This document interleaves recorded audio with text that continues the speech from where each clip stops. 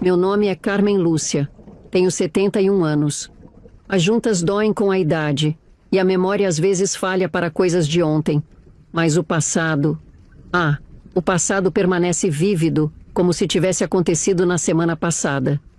Tem coisas que a gente carrega dentro da alma por tanto tempo que elas viram parte da gente, que nem um calo na mão de quem trabalha na roça. Guardei um segredo por mais 50 anos. Por que decidi contar? Talvez porque o tempo está passando depressa demais e se eu não falar, essa história vai ser enterrada comigo. E algumas histórias não podem ficar em silêncio para sempre. Sabe como é?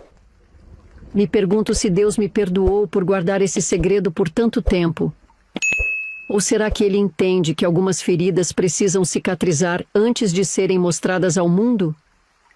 Nossa casa ficava em uma cidadezinha pequena no interior de Minas Gerais. Mas todo mundo conhecia o lugar como a Casa do Último Adeus. Foi meu avô Ananias quem começou o negócio da casa mortuária lá pelos anos 20. E depois meu pai, Antônio, assumiu tudo como preparador de defuntos. Nossa casa era grudada na casa mortuária, separada apenas por uma porta que ficava sempre trancada à chave, mas que eu, na minha curiosidade de menina, logo aprendi a abrir sem fazer barulho. A casa tinha um corredor comprido que dava direto na cozinha. 3 quartos, um para meus pais, outro para mim e o terceiro para meus irmãos. Uma sala de jantar e uma sala de estar, onde recebíamos as poucas visitas que tínhamos. As paredes eram grossas e o chão de tábuas largas que rangiam, denunciando quando alguém andava pela casa de noite. As janelas tinham aquelas venezianas de madeira que batiam forte quando o vento soprava. O quintal era grande, com um pé de jabuticaba, um de pitanga, a horta da mamãe, e um chiqueiro, onde criávamos 2 porquinhos que viravam linguiça no fim do ano. Crescer numa casa mortuária não era fácil, não. As outras crianças tinham medo de brincar na nossa casa. Na escola, elas cochichavam quando eu passava, como se eu fosse assombrada ou algo assim. Lá vai a menina dos defuntos, elas diziam, achando que eu não escutava. Minha mãe, Aparecida, que todo mundo chamava de Cida, sempre dizia: "Não liga não, filha. É tudo ignorância desse povo. O que a gente faz é um serviço honrado. Alguém precisa cuidar dos mortos para que as famílias possam se despedir com dignidade." Éramos 5 em casa. Meu pai, minha mãe, eu, meu irmão Teodoro, 2 anos mais velho que eu, e o caçula, Chiquinho, que nasceu quando eu já tinha quase 11 anos. Papai era um homem sério, de poucas palavras, respeitado na cidade inteira. Quando ele caminhava pela praça aos domingos, depois da missa, os homens tiravam o chapéu em sinal de respeito. Mamãe era o oposto, falante, calorosa, sempre com um sorriso no rosto. Foi ela quem me ensinou a bordar, a cozinhar e principalmente a ter força para encarar os olhares tortos do povo da cidade.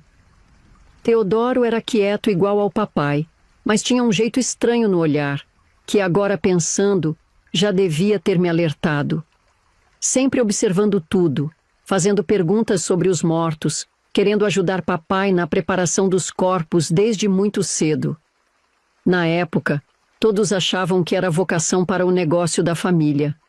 A casa mortuária cheirava a uma mistura peculiar de formol, flores e cera de vela que impregnava até nossas roupas. De noite, eu escutava o som das ferramentas do meu pai trabalhando na sala de preparação, o tilintar metálico, o arrastar de gavetas, o barulho da água correndo. O rádio na sala anunciava as novidades do governo de Jânio Quadros e depois João Goulart, enquanto mamãe passava roupa ou costurava. Nós tínhamos um telefone preto de disco, daqueles pesados, que quase nunca tocava.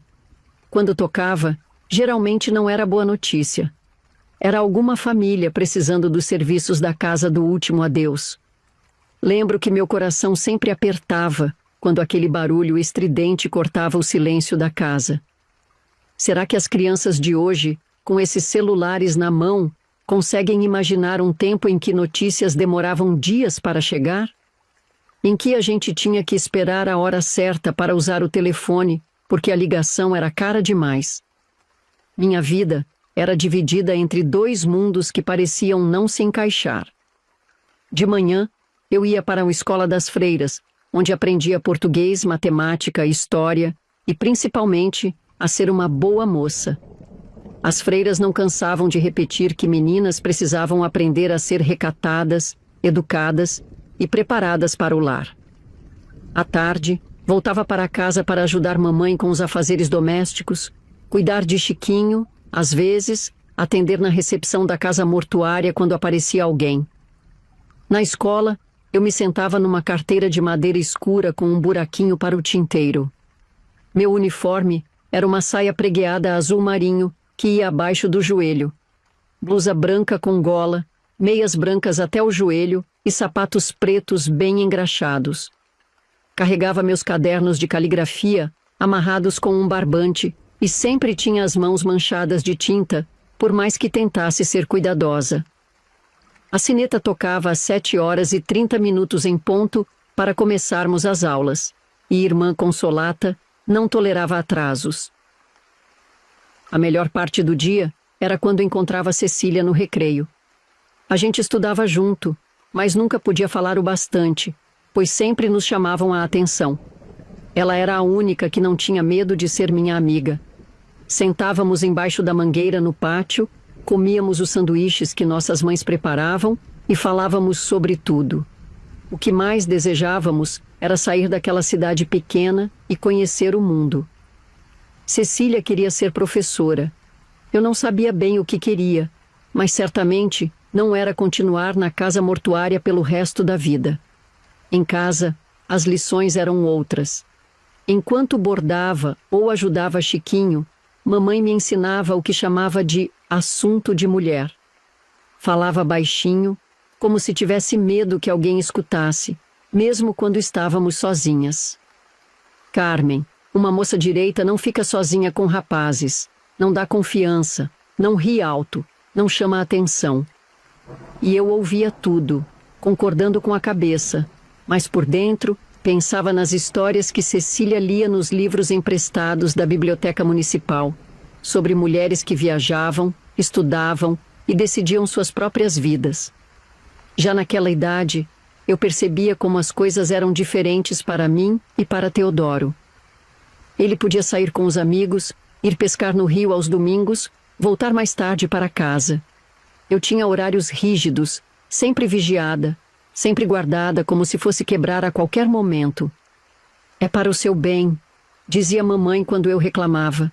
O mundo não é lugar seguro para moças. Conheci Cecília no primeiro dia de aula do 4º ano primário.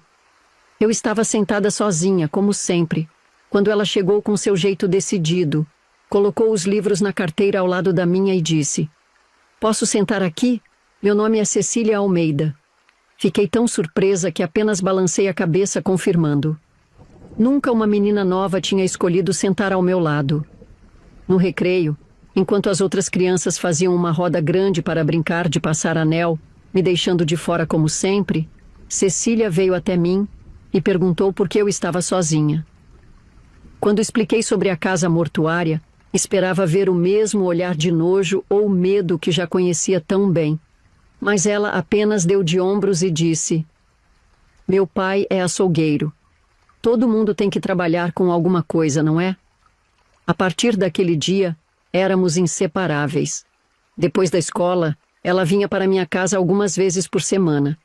Sentávamos na mesa da cozinha para fazer os deveres, enquanto mamãe preparava limonada fresca com açúcar mascavo. Cecília usava fitas coloridas no cabelo e tinha um cheiro suave de alfazema que a mãe dela, Dona Ciranda, esfregava em suas roupas. Ela tinha os cadernos mais organizados da classe e me ajudava com matemática, que era meu terror. Passávamos horas conversando sobre o futuro, trocando bilhetinhos durante as aulas da irmã Gertrudes, a mais brava de todas, e rindo até a barriga doer por bobagens que só faziam sentido para nós duas. O som das nossas risadas ecoava pelo quintal nas tardes quentes de verão, espantando até as galinhas. Cecília foi a única amiga que teve coragem de entrar na casa mortuária. Certa tarde, quando não havia nenhum defunto, ela pediu para conhecer. Papai não ficou sabendo. Deus me livre se ele soubesse. Como é que você não tem medo? Perguntei enquanto ela observava tudo com curiosidade. Mortos não fazem mal a ninguém, Carmen. São os vivos que precisamos temer. Ela respondeu com uma sabedoria que parecia muito além dos seus 12 anos. Naquele dia, Teodoro apareceu de repente na sala de sentinela. Ele não devia estar ali, pois papai o havia mandado buscar flores na pracinha. Ficou parado na porta, olhando para Cecília de um jeito que me incomodou. Essa é sua amiga? Perguntou, sem tirar os olhos dela. Cecília sorriu educadamente, mas percebi que ficou desconfortável. Vamos para o quintal, falei, puxando ela pela mão para longe do meu irmão. O tempo foi passando e nossa amizade se fortalecendo. Mas Deus tinha outros planos para a vida da minha amiga. Cecília começou a tossir. No início, uma tosse seca, irritante, que ela disfarçava cobrindo a boca com um lenço bordado pela avó. Depois, a tosse piorou. Ela começou a faltar às aulas. Uma vez por semana, depois da escola, eu ia à casa dela levar os deveres e as lições que havia perdido. Dona Ciranda a fazia beber xaropes caseiros de guaco com mel e aplicava compressas quentes no peito. É só uma bronquite, dizia para me tranquilizar, mas seus olhos diziam outra coisa. Espere um pouco. Preciso voltar em alguns assuntos, para você entender melhor a minha história. Tinha muita coisa acontecendo debaixo do nosso teto que ninguém falava a respeito. Era como se tivéssemos um acordo silencioso para fingir que tudo estava bem, mesmo quando não estava. Principalmente quando se tratava de Teodoro. Vai escutando e se prepare, porque é um assunto perturbador. Lembro de uma tarde, durante a preparação do corpo da dona Inês, esposa do farmacêutico. Eu estava ajudando a servir café para a família, quando notei Teodoro parado num canto, observando a neta da falecida, uma moça de uns 17 anos. Não era um olhar normal, de condolências ou respeito. Era um olhar que fazia a espinha gelar. Quando comentei com mamãe mais tarde, ela apenas disse: "Não fique inventando coisas, menina. Seu irmão só estava sendo educado." Mas não era só isso. Teodoro sumia durante a noite às vezes. Eu acordava com o barulho do assoalho rangendo, e pela fresta da porta, via meu irmão voltando para casa quando o céu já começava a clarear.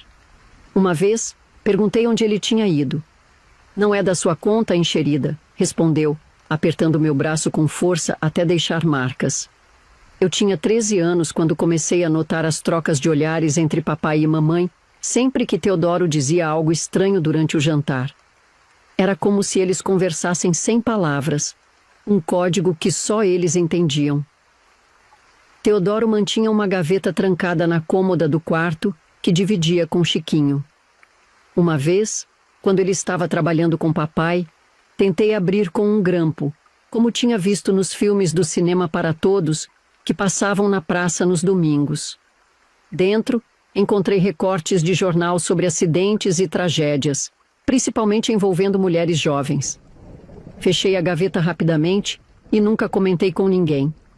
Cecília me confidenciou certa vez que achava que Teodoro a seguia no caminho entre a escola e sua casa. "Acho que vi seu irmão atrás de mim ontem, escondido perto do armazém do seu Sebastião", ela disse. "Deve ser impressão sua", respondi, tentando convencer a nós duas. Mas no fundo, eu sabia que não era. O desconforto que eu sentia na presença do meu irmão crescia a cada dia. Era como se um animal selvagem estivesse vivendo entre nós, disfarçado de pessoa comum. Eu tentava manter distância, evitava ficar sozinha com ele, inventava desculpas para não ajudar quando papai pedia. Como a gente consegue perceber o perigo mesmo sem ter palavras para explicar? Como um passarinho que se encolhe antes do ataque da cobra, mesmo sem nunca ter visto uma antes. O corpo sabe coisas que a cabeça demora para entender. E meu corpo sabia que Teodoro não era só diferente ou peculiar, como mamãe insistia em dizer. O dia em que Cecília não apareceu na escola por 2 semanas seguidas, fui até a casa dela levando as lições e um bordado que estávamos fazendo juntas nas aulas de trabalhos manuais. Dona Ciranda atendeu a porta com olhos vermelhos e inchados. Ela não está melhor, Carmen. O Dr. Edson veio ontem e disse que precisa de mais exames. A tosse de Cecília tinha piorado muito. Não era mais seca. Agora vinha acompanhada de um chiado que dava aflição de ouvir. Quando entrei no quarto, encontrei minha amiga pálida, com olheiras profundas, os cabelos sem o brilho de sempre. Mesmo assim, ela sorriu ao me ver e tentou se sentar na cama. Não se esforce, falei, sentando na beirada do colchão. Percebo agora como eu estava tentando ser forte. O quarto cheirava a xarope de guaco, ervas e um outro odor que só agora reconheço. O cheiro da doença avançando. Dr. Edson, o único médico da cidade, que ia nas casas. Vinha dia sim, dia não. Mas seus conhecimentos eram limitados, e os remédios, mais ainda. Ele diagnosticou uma pneumonia forte e receitou xaropes e compressas. O tempo passava e Cecília piorava. Foi quando ela começou a cuspir sangue em lenços que escondiam embaixo do colchão para não assustar a mãe que o pânico se instalou na família Almeida. Seu Augusto, pai de Cecília, decidiu que não havia mais tempo a perder. Conseguiu emprestar o carro do político, que queria se eleger, e levou a filha para um hospital em Juiz de Fora, a 3 horas de distância, por estradas de terra. Mamãe não me deixou ir junto, apesar dos meus pedidos desesperados. Lugar de doente não é lugar para visita, Carmen. Vamos rezar para que ela volte curada. É o melhor que podemos fazer. 3 dias depois, a notícia chegou. Tuberculose. Cecília tinha tuberculose em estágio avançado. O médico disse que ela precisaria ficar internada por meses, talvez anos. Naquela época, a tuberculose ainda era uma sentença de morte para muita gente. Eu não conseguia acreditar que minha amiga brilhante, cheia de vida e sonhos, estava confinada a uma cama de hospital, longe de tudo e de todos. Fiquei semanas sem notícias. As cartas que mandava voltavam sem resposta. Até que um dia, quase um mês depois da partida de Cecília, fui chamada à sala da diretora no meio da aula de português. Quando entrei, vi mamãe sentada numa cadeira, os olhos vermelhos, o terço enrolado nos dedos. Sua amiga Cecília faleceu ontem à noite, disse a irmã diretora com voz solene. Os pais dela estão trazendo o corpo para ser velado aqui na cidade. Seu pai já está preparando tudo. O mundo parou. O ar ficou pesado demais para respirar. Como já te disse, ela era apenas 1 ano mais velha que eu. Quando faleceu, estava com apenas 15 anos. E até aquele momento, a morte era apenas o negócio da família, algo distante que acontecia com desconhecidos. Não com Cecília. Não com minha melhor amiga que tinha me ensinado a fazer aviõezinhos de papel que voavam até o outro lado do pátio da escola. Foi mamãe quem me levou para casa naquele dia. No caminho, ela tentou me consolar, dizendo que Cecília estava no céu agora, sem dor, sem sofrimento. Mas eu não conseguia parar de pensar que minha amiga nunca seria professora, nunca casaria, nunca conheceria Paris, como sonhávamos juntas. Será que a gente realmente se encontra de novo depois que parte desse mundo? Será que Cecília sabia o quanto eu a amava, mesmo sem eu ter tido a chance de me despedir? Esses eram os meus pensamentos de menina. O corpo de Cecília chegou à nossa casa mortuária no final da tarde. Papai me proibiu terminantemente de entrar na sala de preparação. Não é bom você ver sua amiga assim, filha. Guarde a imagem dela viva no seu coração. Era a regra da casa. Eu nunca entrava na sala de preparação. Era o território sagrado do meu pai, onde ele realizava seu trabalho com dignidade e respeito. Mas naquele dia, percebi algo diferente. Papai chamou mamãe para um canto e sussurrou: "Não deixe Teodoro ficar sozinho com o corpo, de jeito nenhum." Ela apenas assentiu com a cabeça, o rosto tenso. Aquela troca de olhares novamente, aquela conversa silenciosa que me excluía. Passei a noite chorando no meu quarto, abraçada ao travesseiro para abafar os soluços e não acordar Chiquinho, que dormia no berço do outro lado. Eventualmente, exausta, adormeci. Não sei que horas eram quando acordei sobressaltada. A casa estava em silêncio absoluto, exceto pelo tic-tac do relógio da sala e uma luz. Uma fresta de luz vinha da sala de preparação, que deveria estar fechada àquela hora da noite. Meu coração disparou. Papai sempre apagava todas as luzes antes de dormir. Alguma coisa estava errada. Saí da cama, meus pés descalços sentindo o frio do assoalho. O corredor estava escuro, iluminado apenas pela luz que vinha por baixo da porta da sala de preparação. A casa inteira cheirava a formol e flores. Eu já era acostumada. Quando cheguei perto da porta, ouvi um som. Não era o barulho das ferramentas do papai. Era outra coisa. Um som abafado, gemidos. A curiosidade e o medo lutavam dentro de mim. Parte de mim queria voltar correndo para o quarto, me esconder debaixo das cobertas e fingir que não tinha ouvido nada. Mas outra parte precisava saber. Girei a maçaneta devagar, tentando não fazer barulho. A porta rangeu levemente. A abertura era pequena, mas suficiente para que eu pudesse ver o interior da sala. O que vi naquele momento mudou minha vida para sempre. Teodoro estava lá, debruçado sobre o corpo de Cecília, fazendo coisas que eu mal compreendia, mas instintivamente sabia que eram erradas, terrivelmente erradas. Cecília pelada, escancarada, com meu irmão mandando ver nela. Sem pensar, empurrei a porta com força. "O que você está fazendo?" gritei, a voz tremendo de ódio e nojo. Teodoro virou rápido, surpreso. Ele estava apenas com as ciroulas abaixada, que ergueu imediatamente. Seu rosto, nunca vou esquecer aquele rosto. Não havia vergonha ali, nem remorso, apenas raiva por ter sido interrompido. "Saia daqui, sua idiota!" Ele rosnou, avançando em minha direção. Tentei correr, mas ele foi mais rápido. Agarrou meu braço com tanta força que deixou marcas roxas. "Se você contar para alguém, eu juro que te mato. Ninguém vai acreditar em você mesmo." Comecei a gritar por ajuda, mas Teodoro tapou minha boca com a mão. Lutei com todas as minhas forças, mas ele era muito mais forte. Foi quando ele me deu o primeiro tapa, forte, na bochecha. A dor foi imediata, aguda. Ele nunca tinha me batido antes. O choque me fez parar de lutar por um momento.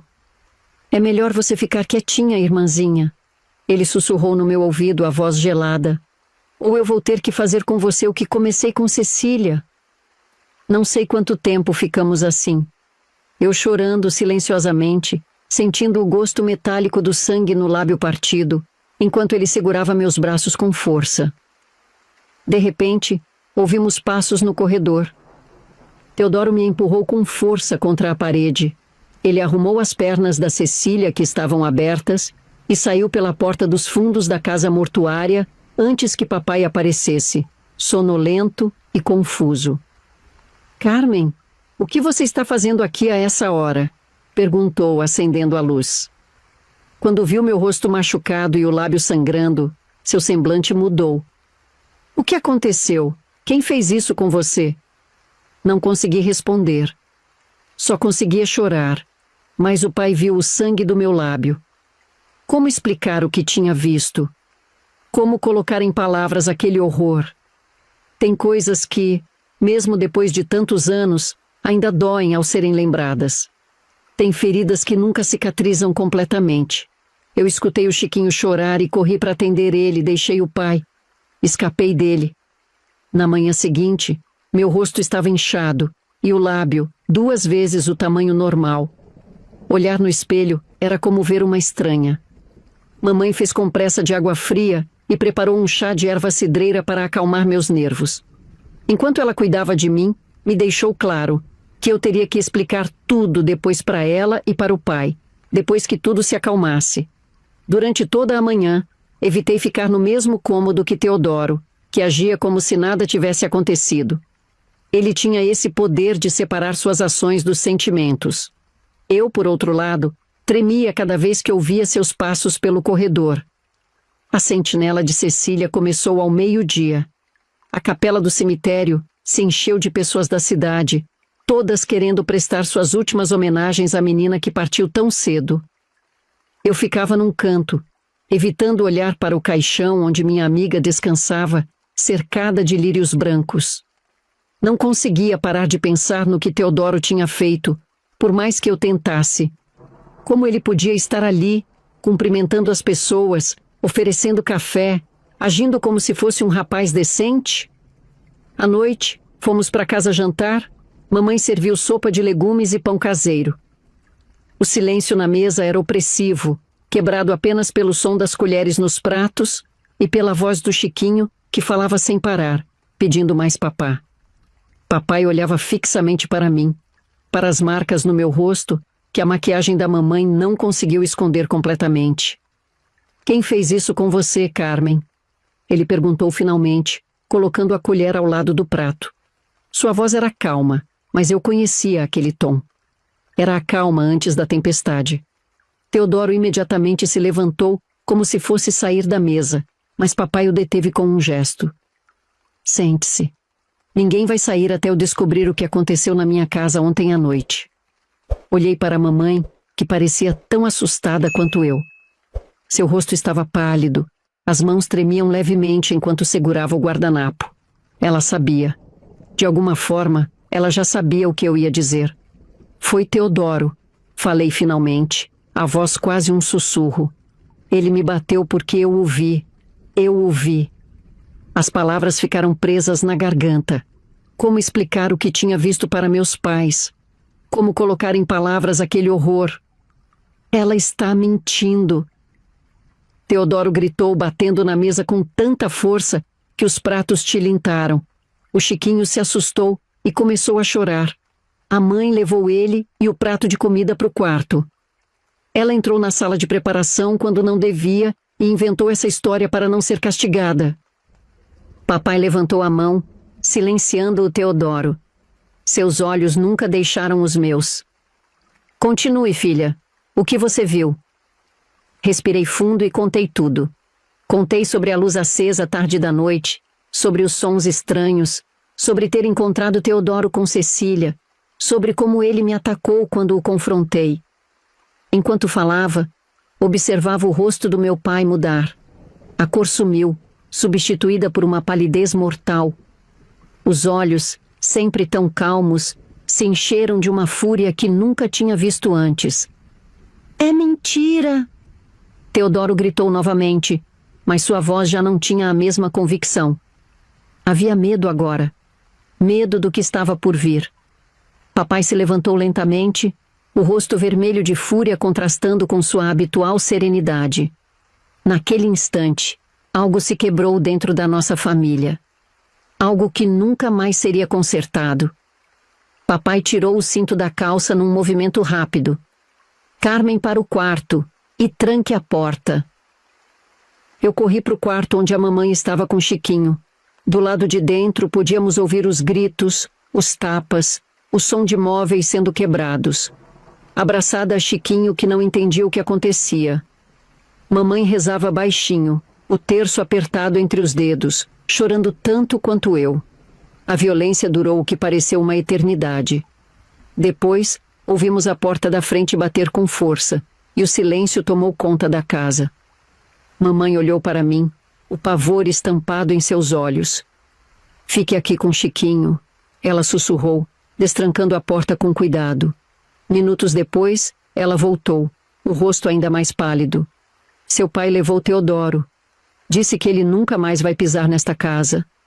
Naquela noite, deitada na cama com os olhos abertos no escuro, ouvi os soluços abafados da minha mãe, vindos do quarto ao lado. Papai não voltou até o amanhecer. O sol mal tinha nascido quando papai entrou em casa. Parecia ter envelhecido 10 anos numa única noite. Sem dizer uma palavra, foi até a sala de preparação. Eu voltei para o velório de Cecília, que continuaria naquela manhã, como se o mundo não tivesse desabado sobre nós durante a noite. quando finalmente o caixão foi fechado e o cortejo seguiu para o cemitério municipal, senti que uma parte da minha infância estava sendo enterrada junto com Cecília. A menina que eu era, inocente e sonhadora, tinha morrido naquela noite também. Na semana seguinte ao enterro de Cecília, papai chamou mamãe e eu para uma conversa séria na sala. Chiquinho dormia, alheio às tempestades que abalavam nossa família. Teodoro não vai mais voltar para esta casa, disse papai, a voz firme, mas os olhos revelando uma dor profunda. Ele está de internado, em um lugar onde podem ajudar ele. Internado onde, Antônio? Perguntou mamãe, os olhos vermelhos de tanto chorar. Em um hospital para pessoas como ele, em Barbacena, longe daqui. Mesmo com meus 14 anos, eu sabia o que aquele lugar significava. Era onde mandavam as pessoas perturbadas, os loucos, aqueles que a sociedade queria esquecer. Ninguém que entrava lá saía o mesmo, se é que saía. E o que vamos dizer para as pessoas? Perguntou mamãe, sempre preocupada com as aparências, com o que os outros pensariam. Vamos dizer que ele foi estudar em Belo Horizonte, que conseguiu uma vaga no Colégio dos Padres. Ninguém precisa saber a verdade. Assim começou o pacto de silêncio que marcaria nossa família pelos anos seguintes. A primeira mentira foi contada aos vizinhos, depois aos conhecidos, finalmente a todos na cidade. Teodoro, o filho promissor do dono da casa mortuária, tinha ido estudar na capital. Estava se preparando para ser médico, dizíamos. Uma história tão bonita, tão convincente, que às vezes eu mesma quase acreditava. As cartas começaram a chegar alguns meses depois. Envelopes simples endereçados a papai. Ele nunca as abria na nossa frente, sempre se trancava no escritório para ler. Depois, as guardava numa gaveta que mantinha chaveada. Nunca respondeu a nenhuma delas. Ele está pedindo para voltar, ouvi papai dizer à mamãe certa noite, quando pensavam que eu estava dormindo. Diz que está arrependido, que foi só um erro. E o que você vai fazer? Eu quero meu menino de volta. A voz de mamãe era um sussurro. Você não percebe a gravidade? Ele ameaçou a própria irmã. Machucou Carmen. Ele é perigoso, você sabe bem. Bom, como eu já te disse, eles sabiam algo que eu não sabia naquela época. 2 anos se passaram. Eu tinha acabado de completar 16 anos quando papai me chamou para uma conversa no escritório. Estava sentado atrás da mesa de mogno, as mãos cruzadas sobre a superfície polida. Parecia mais velho do que seus 45 anos, o cabelo já completamente grisalho nas têmporas, rugas profundas marcando seu rosto. Senta, Carmen, disse, apontando para a cadeira à sua frente. Precisamos falar sobre seu futuro. Obedeci, o coração acelerado. As conversas sérias com papai raramente traziam boas notícias. Conhece o Sr. Oliveira? Dono da loja de tecidos? Assenti. Quem não conhecia o Sr. Oliveira, um dos homens mais prósperos da cidade? Ele tem um filho, Joaquim, um rapaz de boa família, trabalhador, honesto, 22 anos, já tem seu próprio negócio. Meu estômago afundou. Eu sabia onde aquela conversa iria parar. Conversei com o Sr. Oliveira e ele concorda que vocês dois dariam um bom casal. Joaquim está procurando uma esposa e você já está em idade de casar. Mas papai, eu nem conheço esse rapaz, protestei, a voz trêmula. Vai conhecer no domingo. Ele vem almoçar aqui. Não era um pedido, era uma ordem. Em nossa casa, a palavra de papai era lei. Especialmente depois do que aconteceu. No domingo, Joaquim Oliveira apareceu na nossa porta pontualmente ao meio-dia. Era mais alto do que eu imaginava, com cabelos castanhos bem penteados e olhos verdes que pareciam sorrir, mesmo quando seu rosto estava sério. Trouxe flores para a mamãe e um pacote de balas para Chiquinho, que já tinha 5 anos. Durante o almoço, observei ele enquanto conversava com papai sobre negócios. Parecia educado, gentil, longe de ser o velho gorducho que eu temia. Como tinha acontecido com a Heloísa da minha classe. Quando finalmente dirigiu a palavra a mim, perguntando sobre meus estudos e interesses, fiquei surpresa com seu interesse genuíno. Gosto de ler, respondi timidamente. E de bordar. Que coincidência, ele sorriu. Tenho uma pequena biblioteca em casa. Gosto especialmente de poesia. Castro Alves, Gonçalves Dias. Após o almoço, papai sugeriu que mostrássemos o jardim a Joaquim. Enquanto caminhávamos entre as roseiras que mamãe cultivava com tanto cuidado, ele perguntou, abaixando a voz. Seu pai falou com você, não foi? Sobre nós. Assenti, sem conseguir olhar diretamente para ele. Não se preocupe, ele disse gentilmente. Não vou forçá-la a nada. Se não quiser esse casamento, basta dizer. Aquelas palavras, tão diferentes do que eu esperava, me fizeram finalmente encarar ele. Por que você aceitou isso? Esse arranjo? Nem me conhece. Joaquim sorriu, um sorriso que chegava aos olhos. Sempre a vi na missa aos domingos. Sempre quis conversar com você, mas nunca tive coragem. Quando seu pai falou com o meu... Bem, pareceu um sinal. A sinceridade em sua voz me desarmou. Ele não era o monstro que eu imaginava, nem parecia ser como os outros rapazes da cidade, que só pensavam em maldades. Nas semanas seguintes, Joaquim veio nos visitar regularmente. Trazia livros, contava sobre seu trabalho na loja, fazia Chiquinho rir com brincadeiras bobas. Em pouco tempo, percebi que esperava ansiosamente por suas visitas. 3 meses depois daquele primeiro almoço, ele me pediu em casamento. Não foi um pedido formal ao meu pai, como era o costume. Foi a mim, diretamente, durante um passeio pela praça da cidade, com mamãe nos observando discretamente de um banco. Sei que é cedo, ele disse, segurando minhas mãos. Sei que ainda estamos nos conhecendo, mas quero que saiba que gosto sinceramente de você, Carmen. Acho que poderíamos ser felizes juntos. Você me daria a honra de ser minha esposa? Olhei para aquele rapaz gentil e sincero, tão diferente do horror que eu tinha conhecido em minha própria casa, e senti vontade de começar uma nova vida, longe dos fantasmas que assombravam a casa do último adeus. Sim, respondi, surpreendendo a nós dois com a firmeza da minha voz. Eu aceito. O casamento foi marcado para 2 meses depois.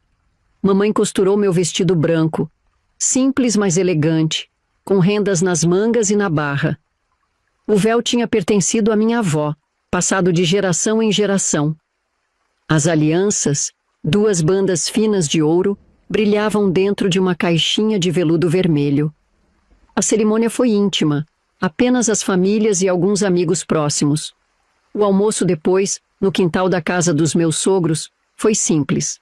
Frango assado, arroz, farofa, saladas e um bolo de 3 andares que a confeiteira da cidade levou 2 dias para preparar. Servimos guaraná e vinho doce para os adultos. Antes de partir para a nossa nova vida, recebi a bênção dos meus pais. Mamãe me abraçou forte, as lágrimas silenciosas molhando meu ombro. Seja feliz, minha filha, sussurrou. Papai, sempre tão contido, me surpreendeu ao me apertar nos braços com força. Me perdoe, ele murmurou, tão baixo que quase não ouvi, por não ter te protegido melhor. Com uma mala de couro contendo meu enxoval básico, algumas roupas, lençóis bordados, toalhas de mesa, parti para minha nova vida como senhora Carmen Oliveira. Tinha 16 anos, pouca experiência de mundo e um passado que tentava desesperadamente deixar para trás. A viagem para nossa nova casa foi longa e cansativa. O trem sacolejava nos trilhos, passando por paisagens que eu nunca tinha visto antes. Vi o verde exuberante de Minas dar lugar às plantações do Paraná, onde Joaquim havia comprado uma pequena propriedade e aberto uma filial da loja de tecidos da família. Meu pai queria que eu ficasse, explicou Joaquim durante a viagem. Mas sempre sonhei em construir algo meu, sabe? Longe da sombra dele. Entendi perfeitamente. Eu também queria distância, um novo começo onde ninguém conhecesse minha história. onde pudesse ser apenas Carmen Lúcia. Não a filha do dono da casa mortuária, não a irmã de Teodoro. Nossa casa era bonita e acolhedora. Tinha 2 quartos, uma sala, cozinha e um quintal nos fundos onde Joaquim logo começou a planejar uma horta. Não era grande como a casa onde cresci, mas era nossa, e isso fazia toda a diferença. E foi nessa casa onde tivemos nossa noite de núpcias. Homem carinhoso, ele me amava muito e foi um sonho. Não tenho do que reclamar. Os primeiros dias foram um ajuste. O sotaque das pessoas era diferente, a comida tinha temperos que eu não conhecia, os costumes variavam sutilmente dos que eu estava acostumada em Minas. Mas Joaquim era paciente, me apresentando a todos, me ajudando a me adaptar. À noite, deitada ao lado dele na nossa cama de casal, sentia tanto amor por aquele homem. E ao mesmo tempo medo. Medo dele morrer. É uma coisa que acredito eu, não pensaria se não tivesse crescido ali naquele lugar, que você bem sabe. 11 meses após o casamento, nasceu nosso primeiro filho, Antônio, nomeado em homenagem ao meu pai. 2 anos depois, veio Maria. E 3 anos mais tarde, José, nosso caçula. A casa, antes tão silenciosa, se encheu de choros, risos e brigas dos irmãos. As cartas da mamãe chegavam a cada 15 dias. Ela contava sobre Chiquinho, que crescia forte e estudioso, sobre a saúde de papai, que começava a declinar, sobre as pequenas novidades da cidade. Nunca mencionava Teodoro, como se ele realmente não existisse mais. Em uma das cartas, mandou uma fotografia. Ela, papai e Chiquinho em frente à casa. Guardei na gaveta da cômoda, entre lençóis perfumados com alfazema, que me faziam lembrar da minha melhor amiga, Cecília. Às vezes pegava a foto e ficava olhando, tentando enxergar no rosto da minha mãe algum sinal de felicidade, de paz. A vida seguia seu curso tranquilo. Joaquim prosperava nos negócios, eu cuidava da casa e das crianças. Construímos uma vida normal, comum, exatamente o que eu sempre desejei. Mas os pesadelos... os pesadelos nunca me abandonaram completamente. Nessa época, eu nunca tinha falado nada sobre Teodoro para Joaquim. Para ele, meu irmão estava estudando como todos pensavam. Com o passar dos anos, tínhamos telefone em casa, então passei a ligar para minha mãe e também falava com Chiquinho. Meu pai era o que menos falava com a gente. Mas foi através de um telefonema que chegou uma notícia terrível, numa quarta-feira chuvosa de agosto de 1986. A voz embargada de mamãe do outro lado da linha. Seu pai faleceu, Carmen. Ataque cardíaco. Foi rápido, não sofreu. O mundo pareceu parar por um momento. Papai, aquele homem forte que enfrentou tantas coisas, que literalmente lidava com a morte todos os dias, agora tinha sucumbido a ela. Senti uma onda de emoções contraditórias. Tristeza, alívio, arrependimento, culpa. Tantas coisas que nunca conversamos, tantas palavras nunca ditas. Vamos para o funeral, disse Joaquim, assim que desliguei o telefone. Vou arrumar o carro. Podemos partir amanhã cedo. A viagem de volta, em nosso Chevette azul, foi silenciosa. As crianças, agora com 15, 13 e 11 anos, sentiam a gravidade da situação. Antônio, o mais velho, tão parecido com Joaquim no temperamento calmo, segurava minha mão lá de vez em quando. Eles nunca tinham ido para lá. Meus sogros, cunhados e minha mãe com o Chiquinho tinham vindo lá em casa umas 3 ou 4 vezes, nesses anos todos. Já o meu pai só tinha vindo uma vez. Chegar à cidade depois de tanto tempo foi estranho. Algumas coisas tinham mudado. Novas construções, ruas asfaltadas. Mas a essência continuava a mesma. Quando o carro parou em frente à casa do último adeus, senti um aperto no peito. Ali estava ela, exatamente como em minhas lembranças, apenas mais envelhecida, a pintura descascando em alguns lugares, o letreiro menos brilhante. Mamãe nos esperava na porta. Os cabelos grisalhos, Ao seu lado, Chiquinho. Não, Francisco, como preferia ser chamado agora. Um homem já feito, de 21 anos. Bonito, alto e magro, com os mesmos olhos do papai. Ele estava noivo e apaixonado. Mas por mais que ele quisesse ser chamado de Francisco, eu não conseguia. Acabava chamando ele de Chiquinho mesmo. O velório foi na mesma capelinha que da Cecília. Estava cheia de coroas de flores e pessoas que vinham prestar suas últimas homenagens ao senhor Antônio, figura respeitada na comunidade por décadas. A ironia não me escapou. Papai, que passara a vida preparando os mortos para seu descanso final, agora estava deitado em um dos seus próprios caixões, preparado por mãos estranhas. Me aproximei do caixão com passos hesitantes. Papai parecia em paz, mais tranquilo do que jamais o vira em vida. Os cabelos, agora completamente brancos, estavam bem penteados. Ele estava com seu terno preto favorito, o que usava apenas em ocasiões especiais. Sobre o peito cruzado, seu terço de madeira escura, aquele que pertencera ao avô dele. No dedo, a aliança que nunca tirou, nem mesmo para trabalhar. Um retrato dele na juventude tinha sido colocado numa mesa próxima, ao lado de um arranjo de lírios brancos. Durante o velório, muitos vieram falar comigo. Antigos vizinhos, conhecidos da igreja. Muitos comentavam como eu havia mudado, como estava chique agora. Alguns perguntavam por Teodoro, e eu repetia a mentira ensaiada. Infelizmente, meu irmão não pôde vir. Está morando no exterior. No dia seguinte, papai foi enterrado no cemitério municipal, sob uma chuva fina que parecia refletir a melancolia do momento.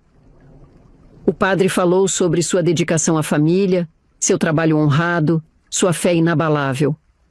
Ninguém mencionou as sombras, os segredos, os silêncios que marcaram nossa família. Como poderia ser diferente?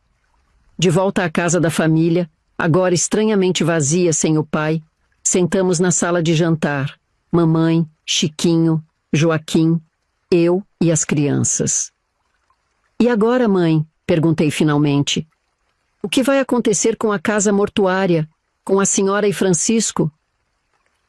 Naquela noite, depois que as crianças foram dormir, mamãe me chamou para seu quarto.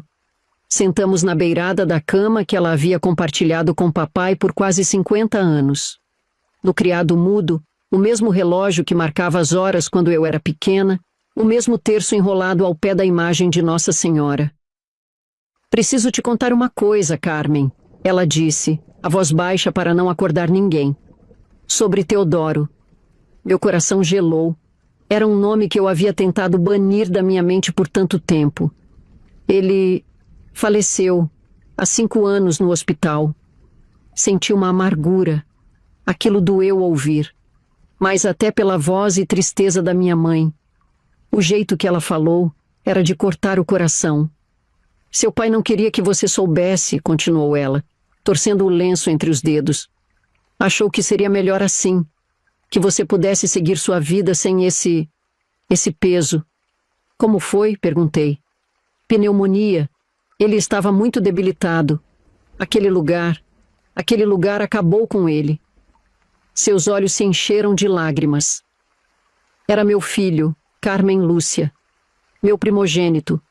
Por mais monstruoso que tenha sido o que ele fez, era meu filho. Naquele momento, vi toda a dor que mamãe carregava. O amor de mãe, eu entendia bem. Ela me contou que o pai foi lá e preparou o corpo do filho. Depois, a mãe e o Chiquinho foram para um enterro escondido da sociedade.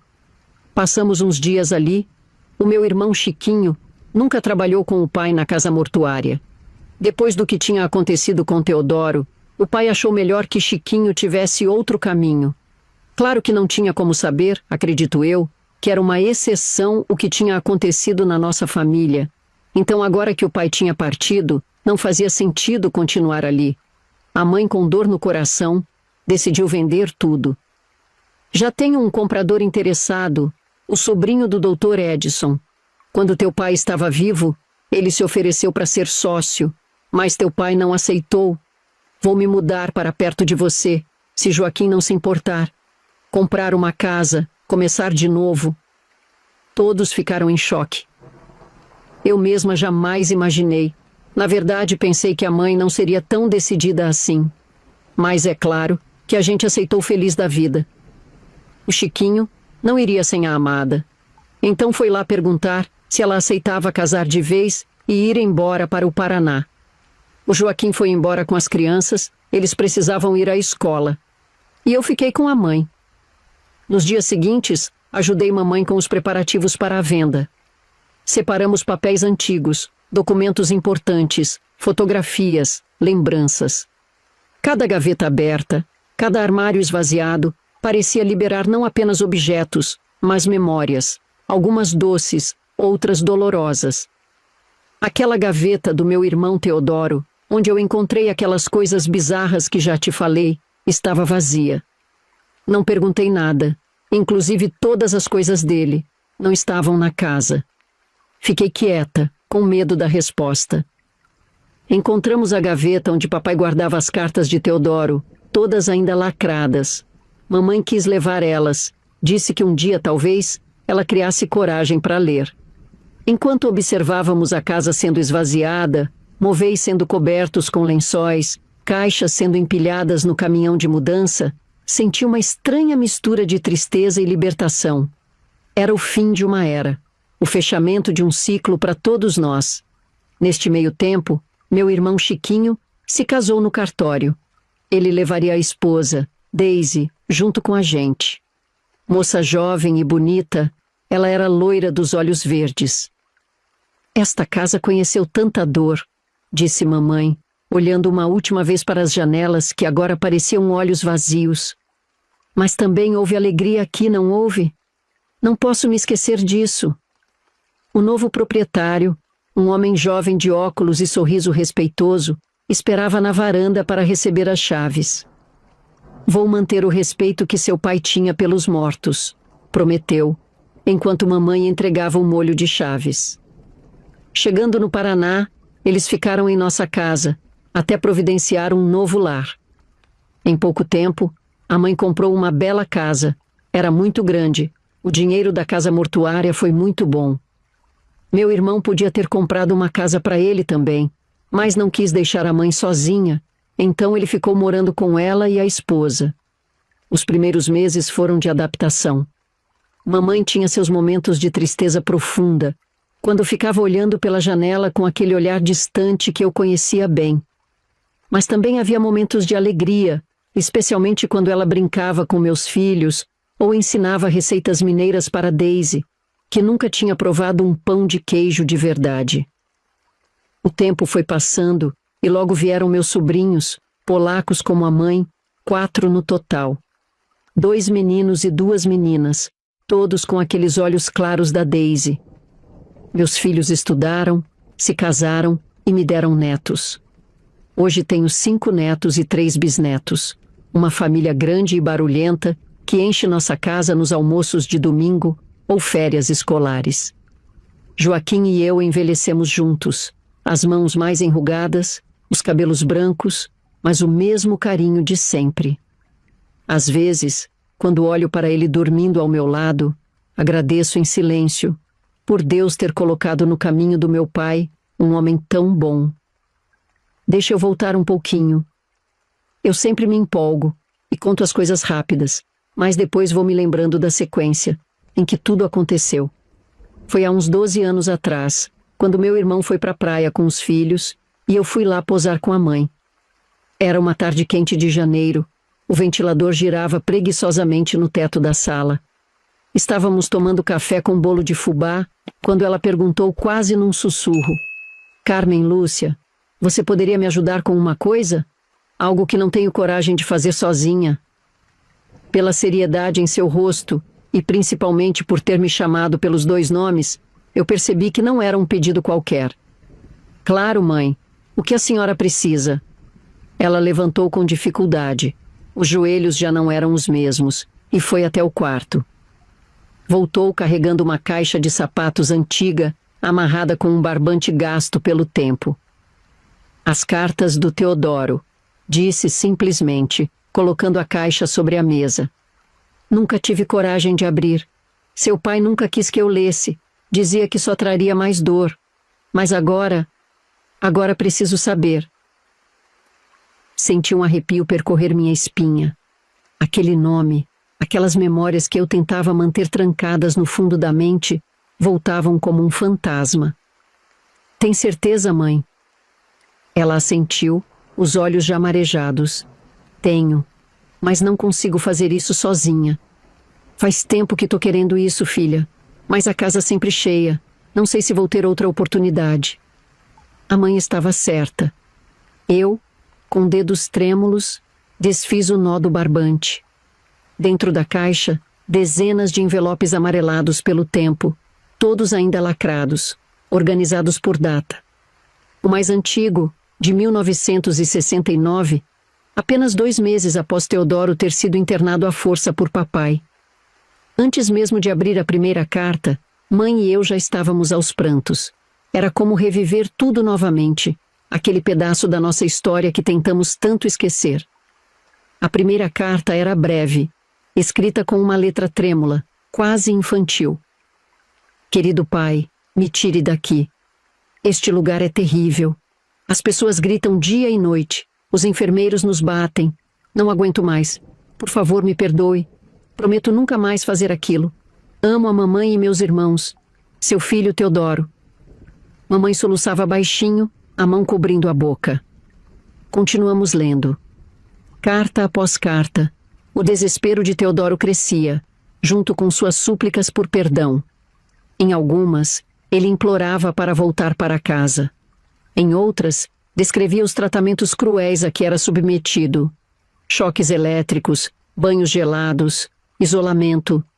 Ele escreveu que essas cartas eram escritas escondidas, porque não deixavam os pacientes contarem o que acontecia lá dentro. Ele disse também que talvez não conseguiria mandar mais nada, pois talvez ele esquecesse de quem ele era. Eu já não aguentando ver minha mãe no estado em que estava, de culpa e remorso por ter deixado o filho à míngua naquele inferno. Não deveríamos estar lendo isso, mãe, falei em determinado momento, sentindo um nó na garganta. Só está machucando a senhora. Preciso saber tudo, ela insistiu, enxugando as lágrimas. Ele era meu filho, Carmen. Por pior que tenha sido o que ele fez. Continuamos lendo. As cartas foram ficando mais espaçadas com o tempo, a letra mais irregular, até que nas últimas havia apenas frases desconexas, como se a mente dele já estivesse se desintegrando, como ele mesmo disse que aconteceria. Quando terminamos, já era quase noite. A caixa vazia, as cartas espalhadas pela mesa como folhas secas de um outono doloroso. Depois de um longo silêncio, criei coragem e perguntei algo que sempre me incomodou na juventude. O que há muito tempo queria saber? Mãe, o que a senhora e o pai sabiam que eu não sabia? Sobre Teodoro. Ela me encarou, os olhos vermelhos de tanto chorar, mas havia uma determinação ali que me surpreendeu. Como se, após todos aqueles anos, fosse hora de liberar aquele segredo. Seu pai nunca quis que você soubesse, começou ela, a voz baixa. Achava que era um fardo pesado demais. Mas agora você tem direito de saber. Respirou fundo, tomando coragem. Seu irmão, ele fazia coisas com as defuntas, coisas horríveis. Meu estômago revirou, mesmo já imaginando o que viria a seguir. Seu pai, Carmen, sempre percebeu o corpo das defuntas violados, sexualmente, continuou, mal conseguindo pronunciar as palavras. Podiam ser jovens ou velhas, não fazia diferença para ele. Teodoro dava um chá para o seu pai dormir pesado enquanto ele fazia essas coisas. As lembranças vieram em flashes. As luzes acesas tarde da noite na sala de preparação. Os sons estranhos. O comportamento cada vez mais estranho de papai. Sempre verificando os corpos antes dos velórios. Sempre tenso. Sempre vigilante. Um dia, ela seguiu. Seu pai pegou Teodoro colocando um pozinho no chá dele à noite. Seu pai, sabe, recebia todas as noites uma xícara de chá do seu irmão. E eu tinha até um certo ciúmes, filha, porque ele nunca tinha essa gentileza comigo.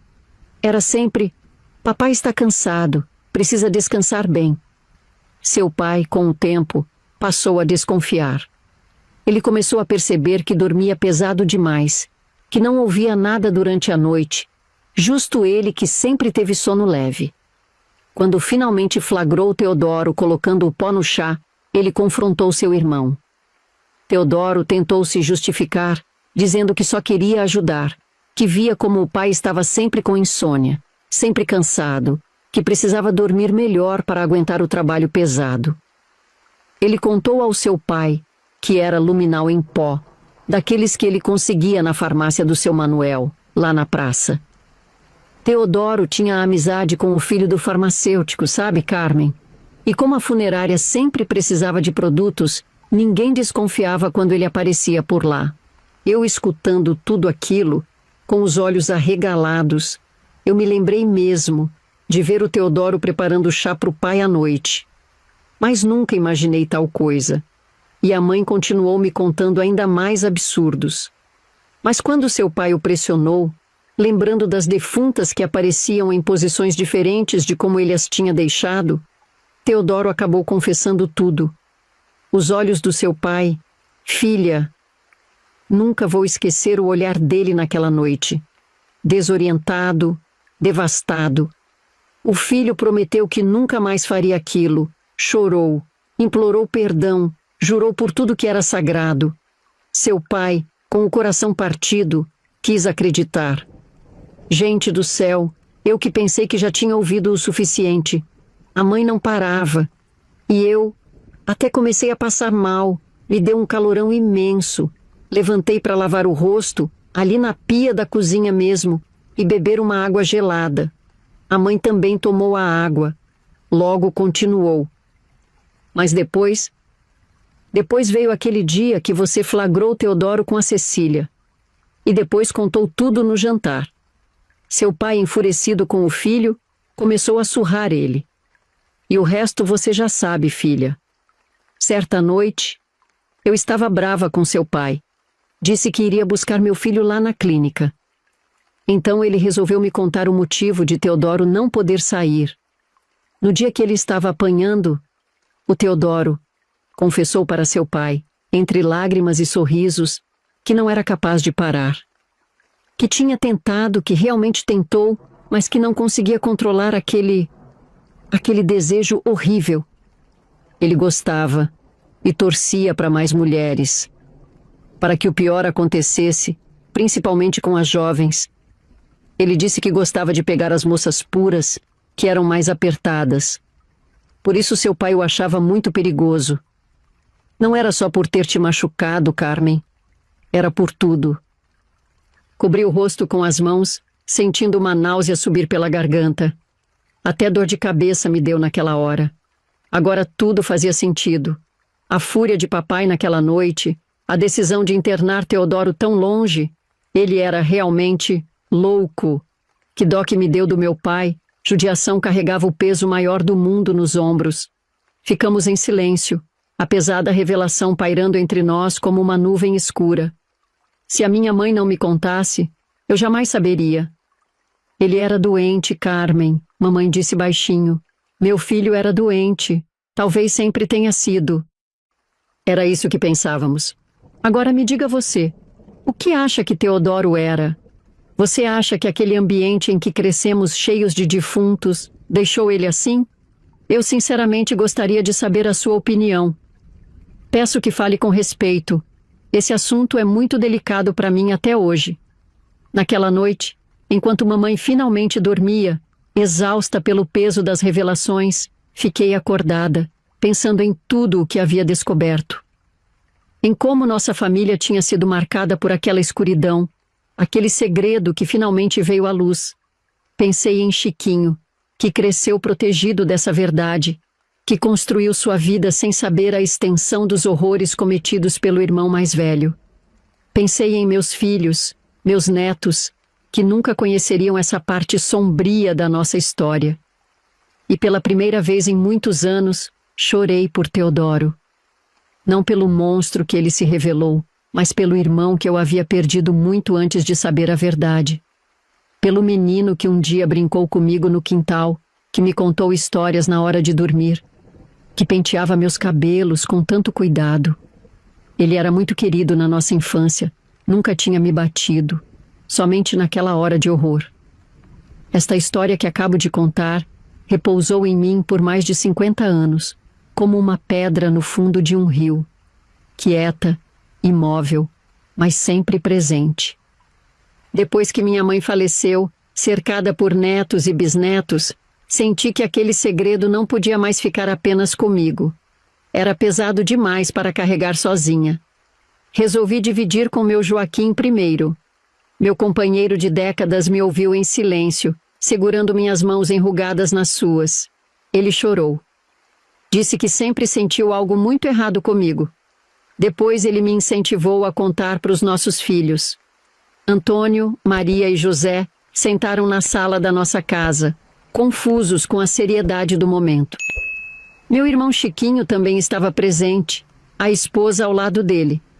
Quando comecei a falar, o silêncio na sala era tão denso, todos sabiam, que finalmente eu estava pronta para contar algo que perceberam assim, como Joaquim. Era algo realmente sério e difícil. Contei tudo, sobre a casa do último adeus, sobre Teodoro, sobre Cecília, sobre os segredos escondidos por trás das paredes daquele lugar que um dia chamei de lar. Contei sobre as cartas, sobre as confissões, sobre o horror que meu pai manteve escondido para nos proteger. Chiquinho ouviu tudo de olhos arregalados, as mãos tremendo levemente. Eu lembro dos pais sempre tristes quando eu era pequeno, disse ele quando terminei. Mas não lembro do nosso irmão mais velho. É como se ele nunca tivesse existido para mim. Mostrei as cartas escritas por Teodoro, ainda mais amareladas pelo tempo, a letra irregular, contando sua descida ao inferno.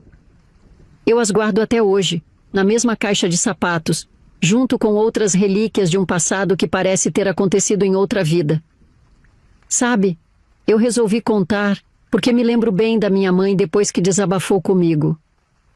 Ela viveu melhor, mais leve. Era como se, ao compartilhar aquele fardo, parte dele tivesse se dissipado no ar. E percebo que comigo também foi assim. Carregar segredos por tanto tempo é como andar com uma mochila cheia de pedras. Você se acostuma com o peso, mas só percebe o quanto ele te curvava quando finalmente o solta. Meus filhos choraram, me abraçaram. Disseram que agora entendiam tantas coisas. Meus medos, meus pesadelos ocasionais, aquela sombra que às vezes passava pelo meu olhar quando algo me lembrava o passado. Agradeço a este canal, Reflexões dos Avós, um espaço confiável, maravilhoso, que me permitiu falar a minha verdade sem me expor. Vejo muitos comentários de pessoas chateadas, questionando por que não revelamos quem somos, por que não falamos nós mesmos diretamente nas câmeras. Mas eu entendo os avós que, como eu, contam suas histórias aqui. É bom desabafar sem precisar aparecer. Quando eu sair na rua, ninguém vai apontar o dedo para mim. Ninguém vai cochichar, é aquela da família do defuntos, como acontecia na minha mocidade. Posso continuar sendo apenas a dona Carmen Lúcia, avó de 5 netos, bisavó de 3 crianças lindas. Tenho 71 anos agora. A vida me deu mais do que jamais sonhei quando era aquela menina assustada na casa mortuária. Me deu um bom marido, filhos amorosos, uma família que cresce e prospera. A escuridão do passado não conseguiu apagar a luz que encontrei depois. E talvez seja essa a mensagem que quero deixar para quem me ouve. Os segredos têm poder enquanto permanecem escondidos. Trazê-los à luz não apaga o que aconteceu, mas permite que a ferida finalmente comece a cicatrizar. Permite que olhemos para trás, não apenas com dor, mas também com a compreensão que só o tempo pode trazer. Antes de sair do vídeo, não esquece de conferir o livrinho. Caso você ainda não conheça, ele é sucesso de vendas, chama 100 Chás das Avós para Diversos Males, que o pessoal do canal preparou com tanto carinho para vocês. São receitas maravilhosas para você e toda a sua família. Tem chá para dor de barriga, para gripe, para acalmar, para dormir melhor. Tudo natural, do jeito que nossos antepassados faziam. O pessoal trabalhou muito para reunir todas essas receitas, fazer as ilustrações das ervas e explicar direitinho os benefícios, o modo de preparo, como se a própria vovó estivesse lendo para você. Quando você compra, além de ter acesso a esse conhecimento tão precioso, ainda mostra o seu apoio ao canal. Caso queira conhecer, basta clicar no primeiro link fixado, logo aí no primeiro comentário. Que Deus abençoe você e sua família.